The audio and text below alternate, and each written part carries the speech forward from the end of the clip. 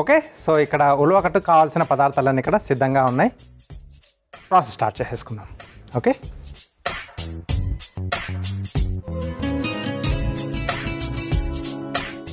Okay so ముందుగా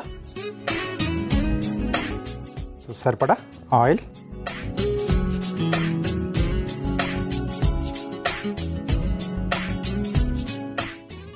చాలా ఈజీగా చేసేసుకోవచ్చు, ఫాస్ట్గా కూడా అయిపోతుంది. దీంట్లో ముందుగా ఎండుమిరపకాయలు, అలాగే ఆవాలు, నెక్స్ట్ కొద్దిగా జీలకర్ర, వెల్లుల్లి కొంచెం చిన్న ముక్కలుగా కట్ చేస్తున్నాను, లేదా నలగొట్టైనా వేసేసుకోవచ్చు. సో చిన్న చిన్న ముక్కలు ఏంటంటే మనకు పంట కిందికి వచ్చినా అలా ఎక్కువగా ఫ్లేవర్ తెలియకుండా ఉంటుంది. ఆ మందం అలా దానిలో తినేసేయచ్చు అనమాట. కాబట్టి కొంచెం ఇలా చిన్న చిన్న ముక్కలు కట్ చేస్తే బాగుంటుంది. దీంట్లో వెల్లుల్లి ముక్కలు,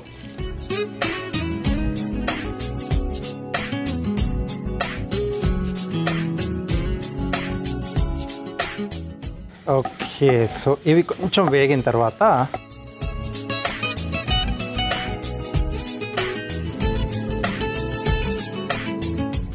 దీంట్లోనే కరివేపాకు, అలాగే ఉల్లిపాయ ముక్కలు,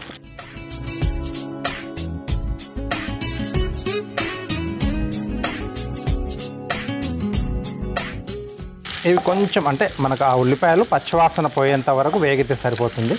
సో మామూలుగా ఆ బ్రౌన్ కలర్లో రావాల్సిన అవసరం లేదు మనకి. ఇవి వేగుతున్నప్పుడే దీంట్లోనే మంచి స్మెల్ వచ్చేస్తుంది.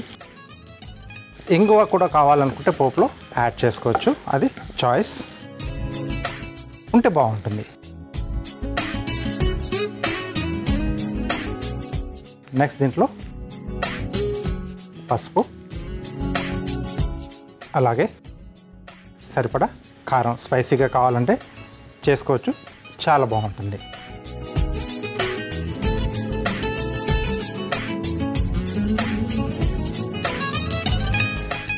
ఓకే సో ఇవి ఎక్కువగా మనం మాడకుండా చూసుకోవాలి, పసుపు కారం ఇలాంటి ఏదన్నా పొడులు యాడ్ చేసినప్పుడు.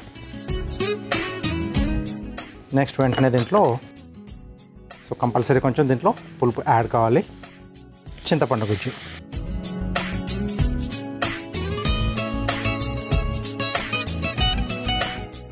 ఓకే సో సీజనల్గా మనకు మామిడి సీజన్ ఉంటే కొంచెం మామిడికాయలు ఉడికిచ్చేసి ఆ గుజ్జు వేసుకోవచ్చు, లేకపోతే ఉసిరికాయలు కూడా మనం తురిమేసి లేకపోతే మిక్సీ పట్టేసి అది కూడా మనం పేస్ట్లా కూడా వేసుకోవచ్చు.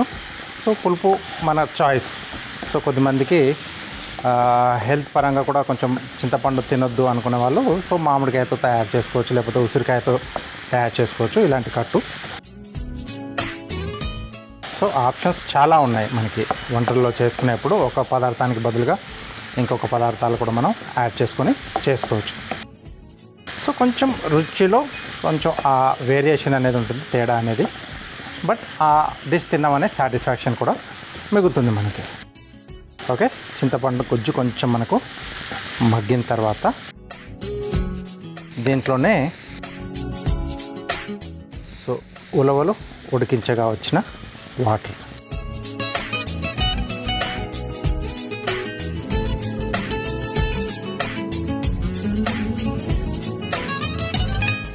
ఓకే దీంట్లో ఇంకొద్దిగా వాటర్ కూడా యాడ్ చేస్తున్నాను నేను.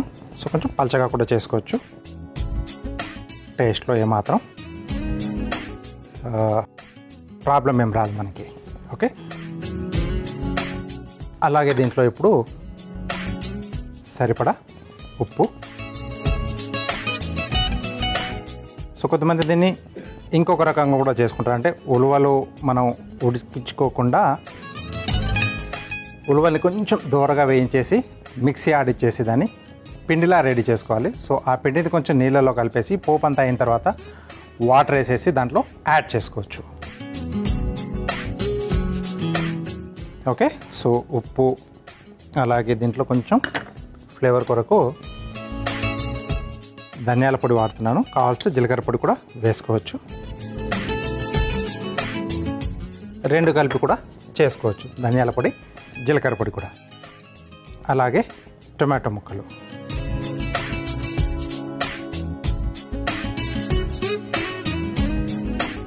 సో ఈ టొమాటో ముక్కలు మనం పోపుతో పాటు అంటే ముక్క పలంగా మనకు కనిపించకూడదు అనుకునే వాళ్ళు, అంటే కొద్దిమందికి అవి అలా కనిపిస్తే నచ్చదు, అలాంటి వాళ్ళు ఏంటంటే పోపుతో పాటుగానే వేసేసుకొని మగ్గితే అది కొంచెం గుజ్జులా అయిపోతుంది, దాంట్లో కలిసిపోతుంది.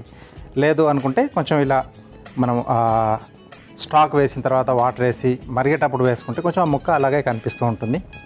కొద్దిమందికి ఎండింగ్లో యాడ్ చేసుకుంటారు కొన్ని రకాల డిష్లలో కూడా, అది కొంచెం ఉడకనట్టుగా అంటే హాఫ్ బాయిల్ అయిపోయి సో తినేటప్పుడు కొంచెం ఆ టమాటా ఫ్లేవర్, ఆ పచ్చిదనం అనేది తెలుస్తూ ఉంటుంది, అలా కూడా బాగుంటుంది. సో ఒక్కొక్కసారి మనం డిఫరెంట్ మెథడ్స్లో ట్రై చేస్తూ ఉంటే సో ఏదైతే మనకు నచ్చుతుందో టేస్టీగా అనిపిస్తుందో దాన్ని మనం కంటిన్యూ చేసుకోవచ్చు.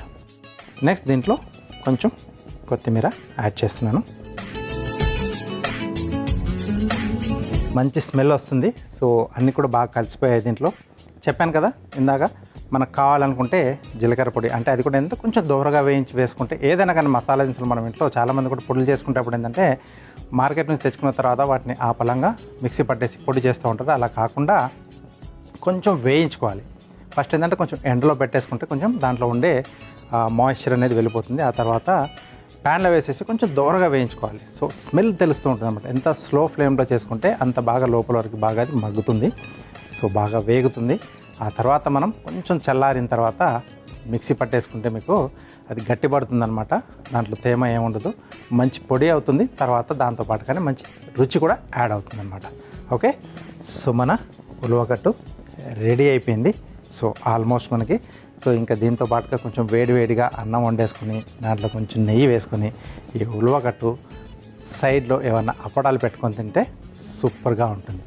దీని కాంబినేషన్ కూడా ఏంటంటే ఏదైనా రోటి పచ్చడి పెట్టుకున్నా సూపర్గా ఉంటుంది. సో ట్రై చేయండి. ఐడియాలు ఇచ్చేసాను నేను, దాన్ని ఎలా తింటారో మీ ఇష్టం, రైట్. సో ఇక్కడ స్టవ్ ఆపేసేసి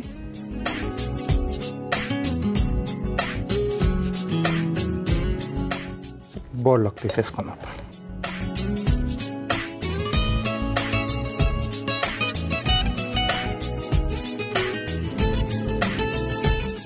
ఓకే, సో దానిపైన కొద్దిగా కొత్తిమీర,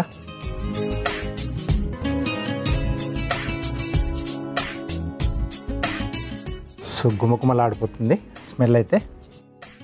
సో వేడిగా ఉలవకట్టు రెడీ అయిపోయింది. దీనికి కావాల్సిన పదార్థాలు అలాగే దీని తయారీ విధానం మీకోసం మరోసారి. ఉలవకట్టు తయారు చేసుకోవడానికి కావాల్సిన పదార్థాలు: ఉలవలు, టొమాటో, ఉల్లిపాయ, ధనియాల పొడి, ఉప్పు, చింతపండు, కారం, పసుపు, నూనె, జీలకర్ర, ఆవాలు, ఎండుమిరపకాయలు, కరివేపాకు.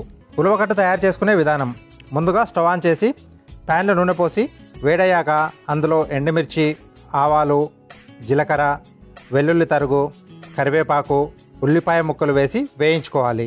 తర్వాత అందులో పసుపు, కారం, చింతపండు గుజ్జు, ఉలవలు ఉడికించిన నీళ్లు, సరిపడా నీళ్లు, ఉప్పు, ధనియాల పొడి, టొమాటో ముక్కలు, కొత్తిమీర వేసి కాసేపు మరిగించుకోవాలి.